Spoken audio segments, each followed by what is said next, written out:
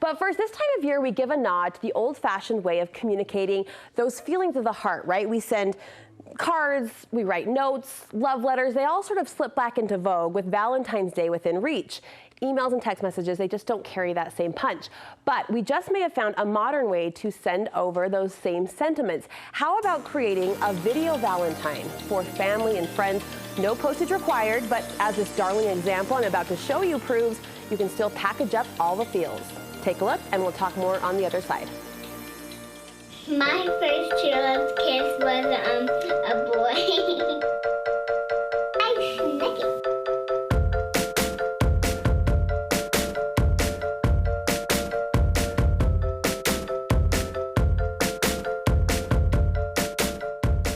Valentine's Day is the day that you love someone. Love it to me is my mommy, my daddy, my brother, my sister, my other sister, and my dog.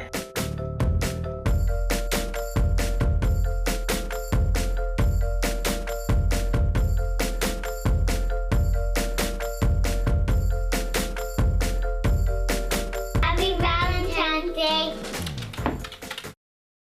Brittney Hanvey is a talented photographer behind that darling video Valentine, and she says that concept is sort of the next step in at-home memory keeping that she says any mom with a camera can take on. How cute are those girls? They're so cute. Oh my goodness, love to me is my mommy. Are you kidding? Every mom wants to melt over those words coming out of their own child's mouth, and I didn't catch they were twins the first time I watched that. They're identical twins. Sweeties, they are so cute. All right, this concept of a video Valentine, what do you think a video Valentine can communicate that, say, a regular old-fashioned card cannot? Well, kind of like you just said, your heart melted when she said, my mommy. So every parent says their children are just growing right before their eyes, so you got to capture them now, their innocence, their little voices, and their little everything about just them. Their little hearts, right, on display. Well, you're a professional, obviously. You do this for a living. You teach others how to do this. So you're using the fancy tools, the fancy equipment, and a lot of momtographers these days have DSLR cameras. They have the nice cameras, but could you pull that off with, say, even an iPhone? Okay, so nowadays the iPhone 7 kind of blows me out of the water. Really? But I mean, still, I come back to my DSLR. But definitely you can pull something off similar to this with an iPhone for sure. A lot of the intimidation, I think, comes from the editing. Is there a basic beginning editing program you can recommend? Most computers will come with a free software of a very beginning editing software. Most of them are iMovie with Apple's, so I would go that way. And the music sets the tone. Where are you finding all of that happy, vibrant music? So music you have to definitely take into consideration if you want to put it online. So my go-to is themusicbed.com. Okay. But you definitely have to budget in at least $30 to $50 because you need to get the copyrights to actually use the song. You can't just pull any T-Swift number and expect YouTube to let you keep it up for very long.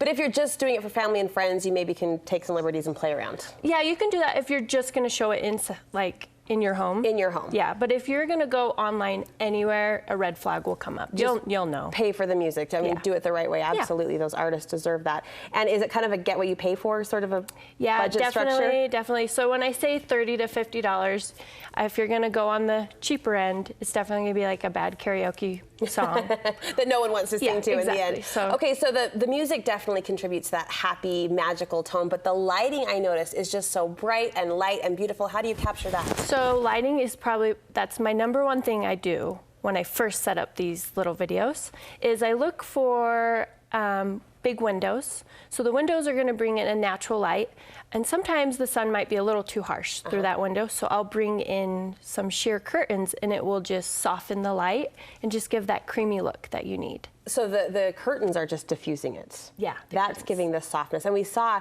in that video, I mean, every curl on those cute girls' head was lit, you know, just almost from the inside out. Their eyes were dancing, their face was glowing, and that's all in the lighting. Yeah. With still photography, we like the fun, patterned backdrops, right? Kind of the more texture and the more busyness, the better. I noticed in the video Valentine you created, though, the background was pretty simple. Yeah, so I definitely don't want to distract from what I'm going for, the girls. So I want something very simple and subtle in the background that still gives it life to the video, and it goes along with what the whole theme is. So, of course, this one was Valentine, so we just kept it simple with a few garlands. Or if you're doing it in your home, another mom, just look for a blank wall of any kind and just make sure your subject is who you are focusing on, not the background. Right. How do you keep your shots so steady and so smooth? Okay, so that is another big thing. If you're going to be doing a video, you need it to be so still. Right. So I have my 3 things I go to. I've got my tripod. Okay. So it's just a 3-legged tripod. Everyone knows about. You put your Is this camera expensive? on. Is this piece of equipment expensive? So it just depends again on your budget. Okay. Some are very expensive. Some are going to be a little on the cheaper side, but you get what you pay for. So another one I use when I am filming is my monopod. So it's a 1-legged tripod. Okay. And then I would just slip it on here as well. Right. So the benefit between the two is this is just for one more if I'm running and gunning, and I just want to be moving a lot. So you can move with that. Yeah, I move stick in with your this, hand. and then I just hold still. Okay. And then if I don't have any of these with me, I also just use my camera strap. Okay. So what I'll do is I'll place it around my neck, and I hold it out as far as I can, and it's steady. And so then I can move. So that, with that pulled tight like that. Yeah, so it has to be tight is how it's gonna work. How much footage are you capturing in order to get just that little 1-minute clip? Yeah, so the more the better. Okay. Because when you're gonna go back and edit, you want to have, like I said, more the better. Because if you only have like 3 clips, that's just gonna make your video kind of boring. Or even just one. If it's just straight on to the girls, you need to mix it up. Get some of shots from above, get shots up close, get shots from far away, so it kind of gives the story. And we're looking at this beautiful video. You really encourage people to capture not just the happy, but the raw. This was an adoption story that you were able to photograph, and it's so touching. I was just tearing up watching it earlier this morning, but really capturing the happy, the sad, the ups, the downs, playing into that emotion. Exactly. So anytime I go on any job, I say just capture the real. That's where the magic is so if I'm like on a shoot, this for example, the adoption film, I kept shooting. Everyone might have been crying, but this is the moments that we need to keep and treasure. And especially like the baby's first cry, that's another effect that video comes behind. Instead of photography, you get to hear the emotion. So just keep going with it, because in the end, it's just, it's everything. You're so good at what you do.